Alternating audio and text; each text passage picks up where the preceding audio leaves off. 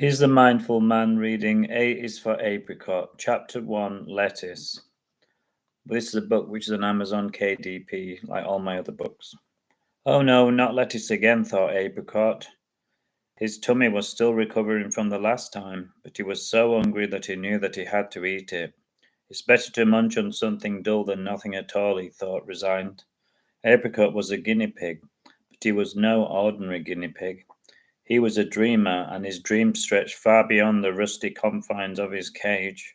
Apricot wanted to see the world, a world he'd only seen on TV or heard snatches about on his master's crackly radio.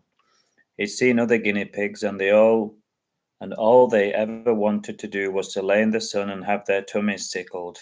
They loved being lazy. But Apricot enjoyed the sun and travel. He didn't enjoy being tickled. He wanted action and adventure. Other guinea pigs were content to be lazy and to get fat, but Apricot didn't want to be content. He longed for excitement. All of these things ran through his head as he munched on the wet, boring salad.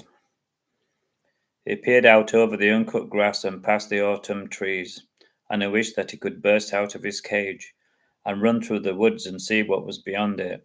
Many a night he looked out at the twinkling stars and the flashing lights of the city, and he'd pin his wet nose against the cage and he breathed in the smell of freedom, while a lonely fat tear fell to the ground. He longed to see what was out there. That night he slept soundly, and he had a vivid dream of escape, and the wonders and terrors swirled round in his mind like a crazy kaleidoscope. He was woke by the familiar rattle of his cage, and his master pushed a plate of wet salad towards him. Apricot was so bored of lettuce, he needed something warm like porridge. He was so hungry that he would have eaten anything.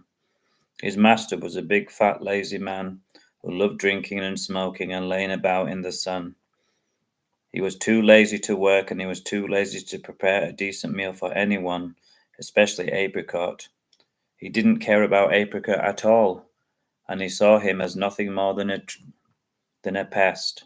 The sun came out, and Apricot began to feel hot in his small, stuffy cage. He lapped leisurely at his bowl of water, and he wondered what his master would do next. It didn't take him long to find out, as the burr of the lawnmower cut through the long grass with ease, sending it confetti-like into the air, and landing in Apricot's cage like a main course. Apricot forgot about his limp lettuce, and he munched happily on the green grass.